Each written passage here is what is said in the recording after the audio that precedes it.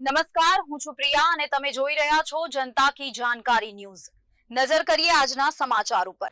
પાટણ જિલ્લાના ચારૂપ ગામના વીર જવાન નરેન્દ્રસિંહ લક્ષ્મણસિંહ રાજપૂતનું લેહ લદ્દાખમાં ફરજ દરમિયાન અચાનક બીમાર થતાં નિધન થયું હતું।